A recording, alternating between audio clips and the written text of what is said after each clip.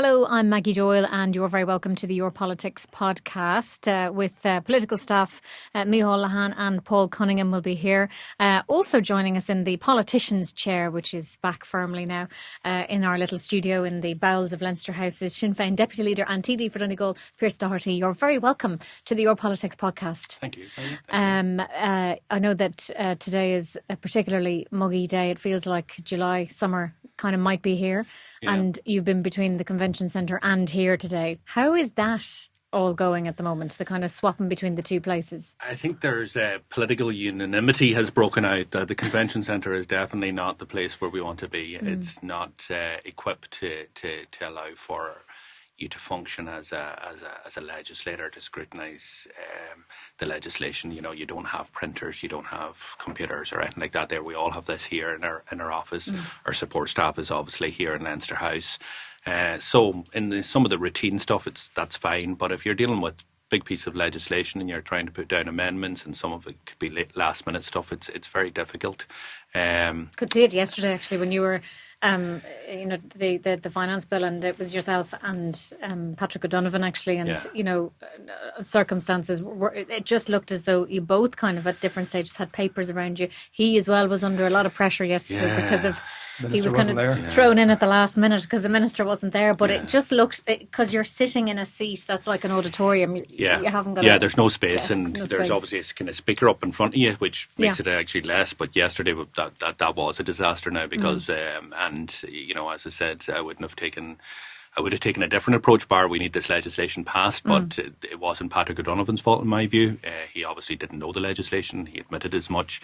He was sprung on him in the last minute, but the minister should have been there. And there was additional difficulties then. So I was asking questions on the legislation. The minister had to run over to the official, get the answer, and then run back to the mic and put it on the record. So it became something out of kind of faulty towers, and that's why we kind of went into private session and just dealt directly with the official who had the information. And when you go into private session then in the convention centre, where are you? Or are you still in the auditorium? Basically what happens is you just go off camera. Okay, So this would happen, I would have facilitate this in the Finance Committee on a number of occasions. So sometimes we're dealing with very technical stuff in terms of the fund industry. The Minister may not have the full grasp of some very technical questions, and therefore by going into private session it allows for the officials to answer the questions. The only defence of the convention centre, which from a journalistic perspective, Pearse, is that no one has any offices. So they have to operate in this big, wide cafe area, and they have to walk down a narrow little corridor where, if you happen to be a journalist just sitting there at the edge, you're able to bag everyone on the way in and on the way out. So I like There's nowhere to hide. Yeah, that's true. And sure, you used to be able to do that in the Dáil Bar with many of the parties in the past. Those were the days. But it doesn't look like this is changing anytime soon, Pearse, because, you know, like we've another few weeks now of the Dáil sitting, and then there's going to be a break, but you'll come back in September, and it would appear anyway, does it, that the convention centre will still be the place for you to be? I don't think it is the place for us to be. But then how do you all sit? Look, the issue here is in relation to votes. That's what the concern is, because you can socially distance. Like, look, Leinster House is the best place to social distance if you keep the numbers in the Dáil to a small minimum. Now, many people in the public would always be arguing, why is there nobody in the chamber? It's because our offices have pipe TV directly to the chamber. You're able to watch the proceedings there, and you're also able to, you know, take calls or do some research on the computer or so on and so forth. So you have your own kind of isolation pod here. All the TDs have it. You have your staff has the same. The problem is that there's an issue in terms of when we're passing legislation that all TDs need to be afforded the right to vote on a piece of legislation, and therefore we need to be present all at the same time. To tell you God's honest truth, and while I'm not in the middle of this here, I think we just need to be imaginative to allow for how we cast our vote within the Dáil chamber, whether it's in, you know, groups of different, it may mean that it's longer, but, you know, to actually allow for certain blocks of TDs come in at a certain time to cast their votes. You know, we have facilitated not calling votes where we believe that they're not needed. Maybe in other opportunities you would have called them just to put it down on the record. We can call votes that are called voice votes, but they're not electronic votes. So I think there's a way that we can get around this, because the convention centre doesn't work, but also crucially for me, we need the committees up and running. Yeah. So, like, the Finance Committee isn't up and running. Like, if the Finance and any other... And it doesn't look as though that's going to be up and running before you break. Or... The Finance Committee, they PAC, Public Accounts Committee, the Budgetary Oversight Committee, and a number of others were supposed to all be up and running before the recess. Some of them are really, really important that they are in terms of oversight. Foreign Affairs was one of them as well, and the Good Friday Agreement Committee. I'm not sure if that's going to happen now. We're ready to actually populate the committees. We're ready to, for the allocation of chairs. Obviously, there's been a lot of messing in terms of, there's a new chief whip there and so on and so forth. So there's kind of chopping and changing going on there, which is causing some problems and what some chairs delays. Would you get? Is it the Public Accounts Committee that Sinn Féin, given its electoral position, is most likely to obtain? Yeah, the Public Accounts Committee, I think, on standing orders goes to the largest opposition party. So that becomes an automatic issue.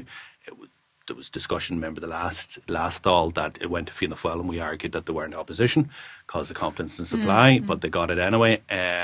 So, and then what happens in here is that the chairs and the number of members you have on committees is allocated on a D'Hunt system. So it's a proportional representation. So depending on your size, that you'll get so many chairs and you'll get so many people, so many members on each committee. And you had Sinn Féin really, I suppose, had a great start to the new year, or to 2020 with the general election, gaining a lot of seats, becoming then, I suppose, the largest party in opposition. How has your first couple of weeks been as the big party in opposition, would you say? I think it's been good. It's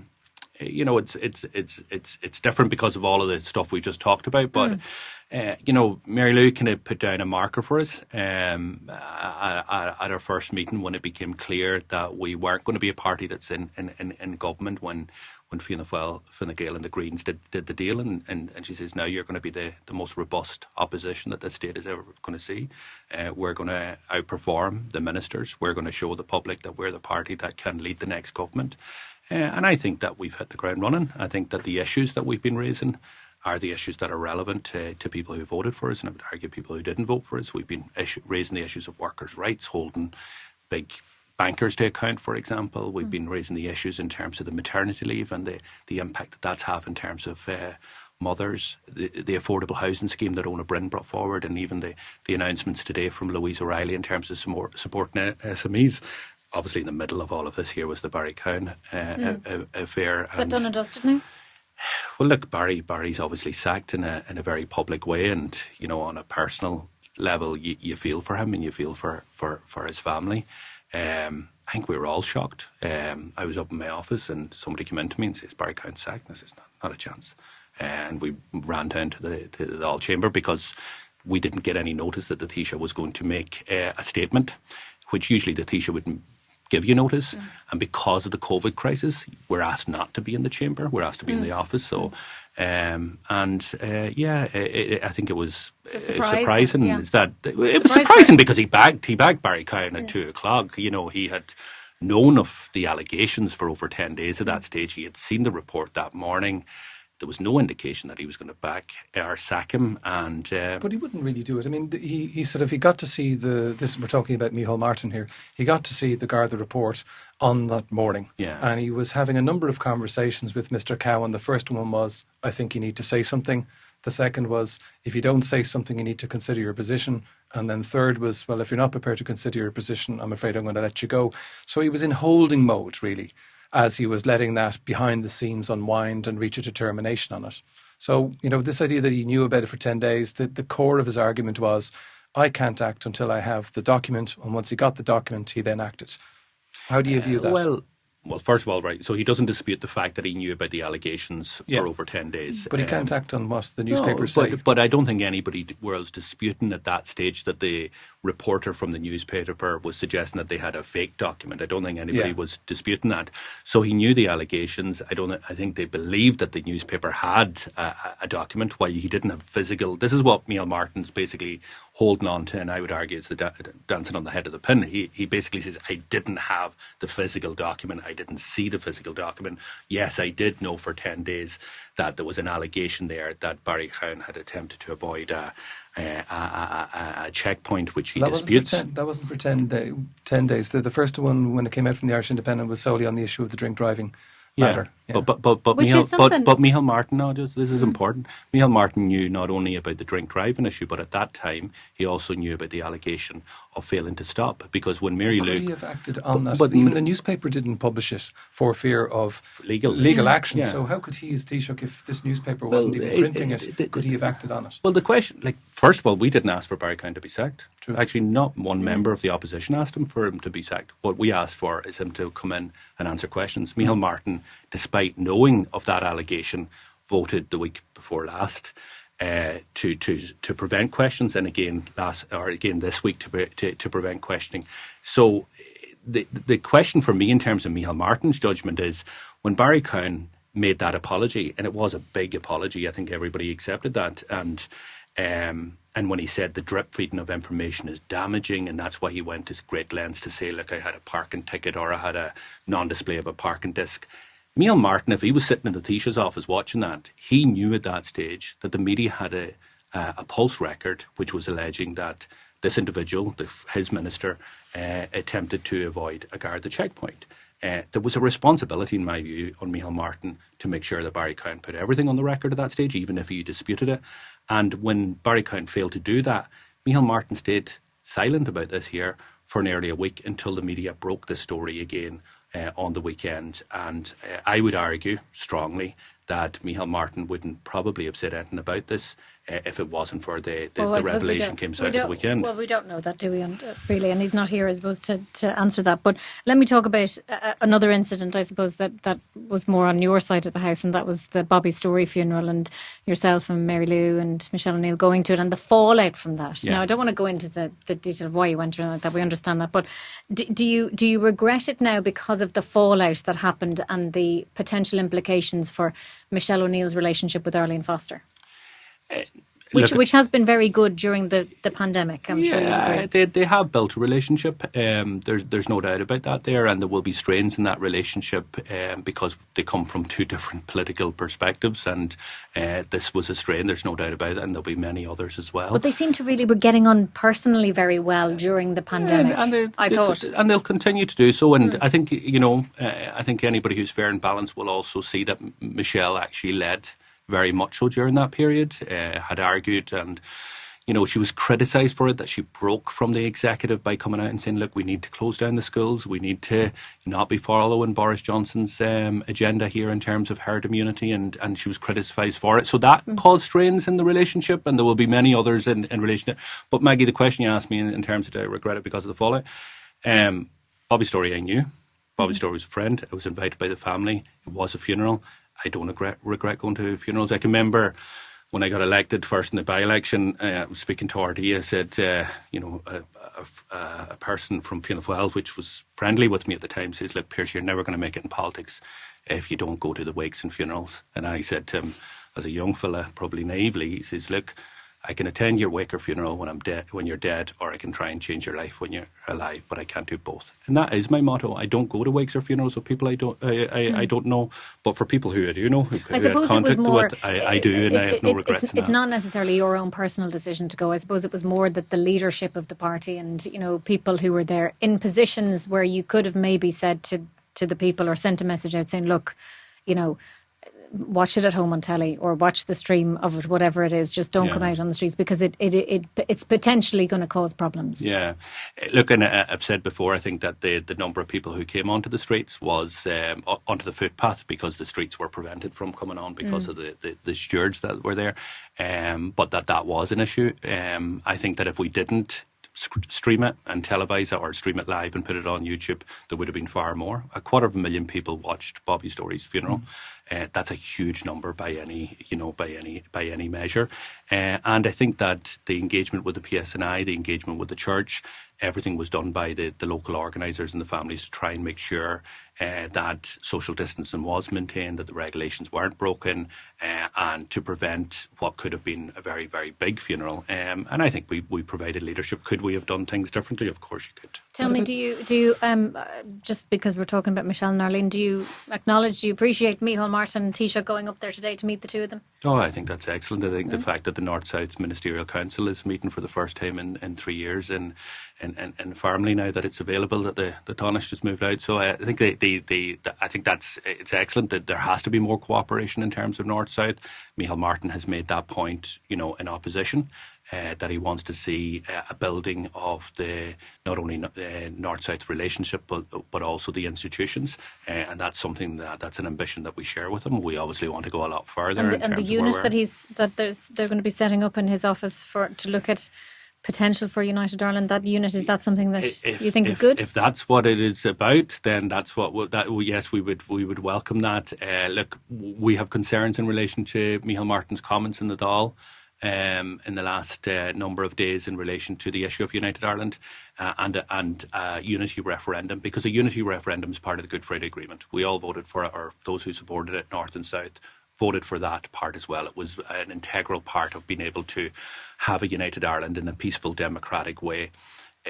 There is a responsibility on us who believe or share that ambition to have a United Ireland, not only to be able to trigger that mechanism, but also to prepare for it. So I can remember long before I was elected, I think it's 15 years ago, sitting up in the gallery in Leinster House watching our Sinn Féin TDs debating the idea that the government at the time needed to prepare for Irish unity, needed to have a discussion document about what does it mean, like de-romanticise the notion. I sat with Micheál Martin 3 years ago and argued about this with Gerry Adams, as I did with all party leaders, is let's set up a committee on Irish unity, take away this idea of 4 green fields, and actually let's get down to the nitty-gritty of what United Ireland looks like. How do we actually ensure that 1 million people who don't identify as Irish, who identify with as British, in that new Ireland, that their identity would not only be recognised but actually would be cherished? Was a trick missed not giving a unionist seat in the Seanad? I think so.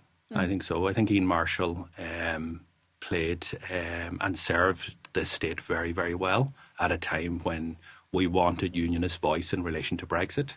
I think it was a mistake that expectations were built up that there would be an agreed representative from the North, which we would have understood as being a unionist representative. We supported Ian Marshall at the time of the by-election. Micheál Martin didn't. He put up his own candidate against Ian Marshall. It was Fine Gael and Sinn Féin votes that actually got Ian Marshall elected, but it was a mistake. And if there was an opportunity, it should be rectified at some time in the future. What about the electoral unity of your home county Donegal, which has been partitioned in with Ballyshannon and Bundoran thrown in with Sligo and Leitrim? Yeah. There might be some suspicion that a traditional strong Fianna Fáil area, maybe you're not too sad to see it staying down there with and Sligo. You'll need to catch up with the numbers. Sinn Féin topped the poll and did long before it was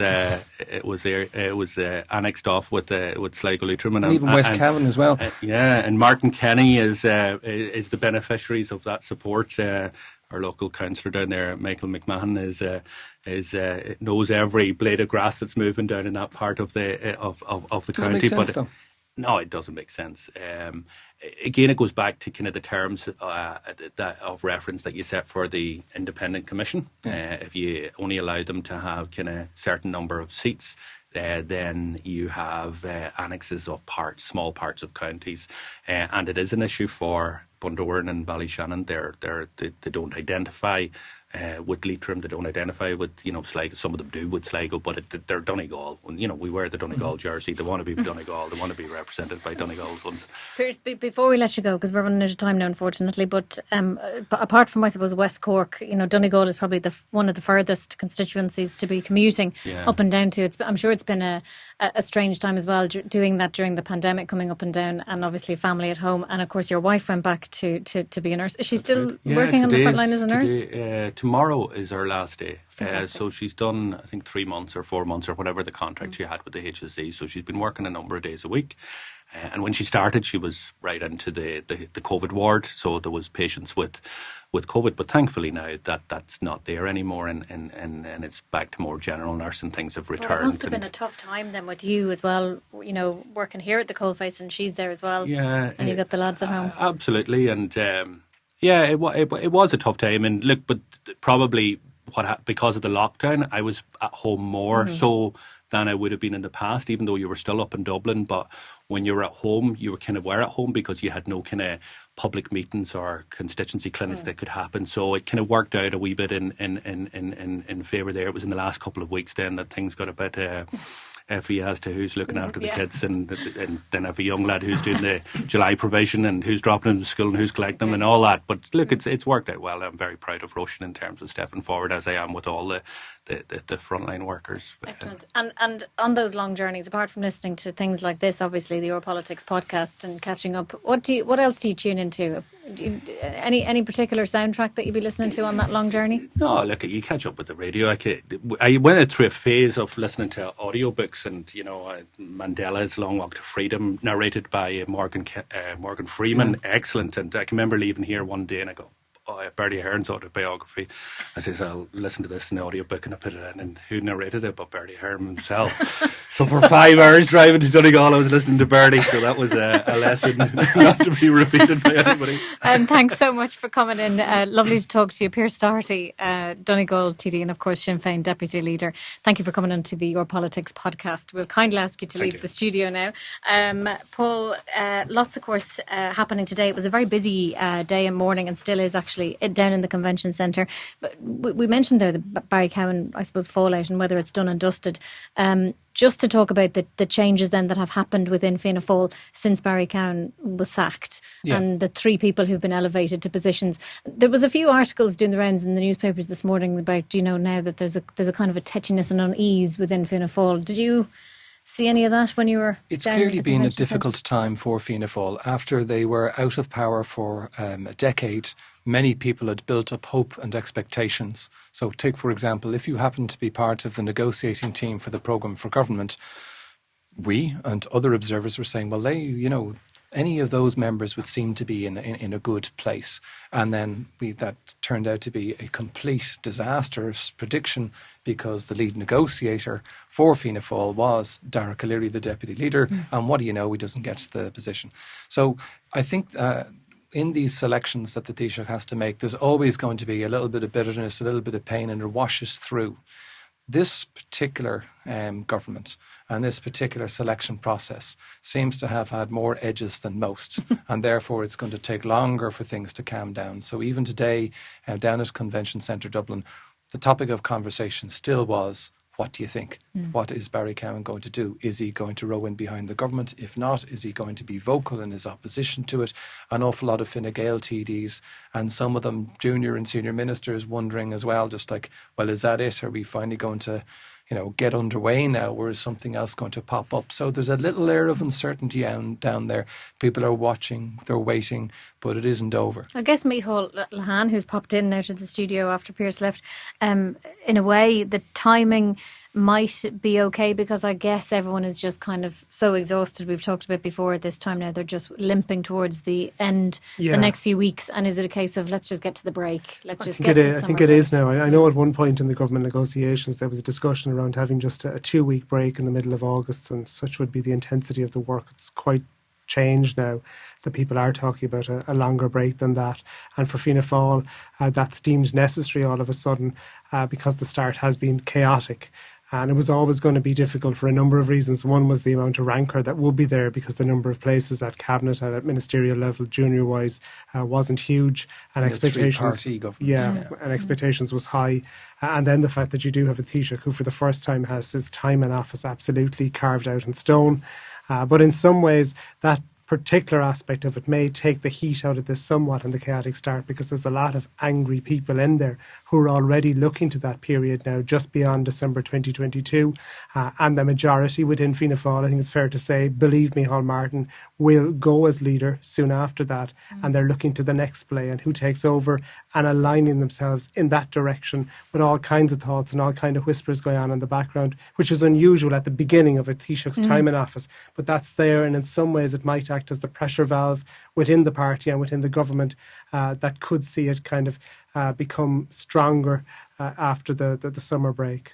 And there's so much to do as well, isn't there? I mean, an awful lot of consternation from a lot of the independent rural TDs today about the pubs, the decision that was taken by the government yesterday evening, not to reopen pubs on Monday and to wait a few weeks. And that could now potentially be pushed out even further. But they've also got the travel decision to make. There is a messaging issue here. And we've discussed this before, because when it was announced that progress was being made by Ireland as a nation, because its citizens had done so much work to try and limit the action of the virus, do you remember the big plan was going to be speeded up and we were going to get places more quickly. We were jumping ahead. But it was still predicated on if medical advice. And I think it's nearly natural among us.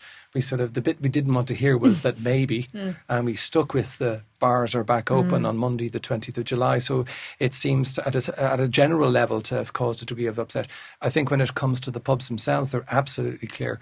Bars have been saying over the past week, is it in? Is it out? I need to restock. I need to know. I need to have my staff. I need to have a big thing. And they didn't think that the government was giving them enough information.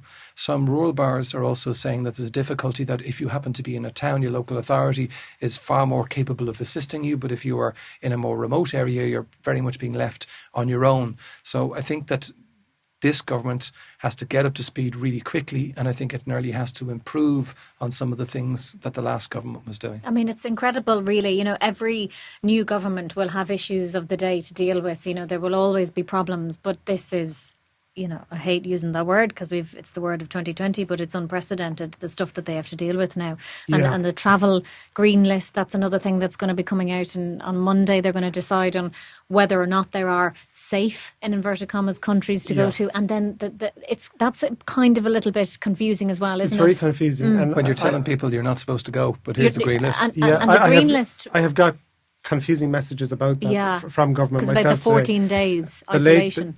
What I understand is what is going to happen now is that you will have a list, maybe a small list of green countries, and the advice for those countries will be different. It will go beyond non-essential travel, and it will say you can travel to those countries, but exercise caution.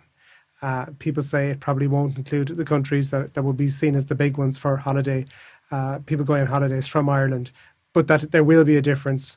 And you will be able to travel, but exercise caution, and you won't face the level of restrictions on your return. But there's been huge confusion as to what that list means. But that seems to be. But yet, when we hear the immunologists and the scientists, who are doing the rounds every single day on every output, not necessarily related to NFET, but they're still saying, of course, that numbers, even in green list countries, can suddenly go up as well. We didn't think that the numbers would go up here, and yet they have. So I think it will be say through the token, but if your levels were the same in one of the countries, that it would be akin, they say, to just travelling within Ireland would be like county by county kind of comparison with that.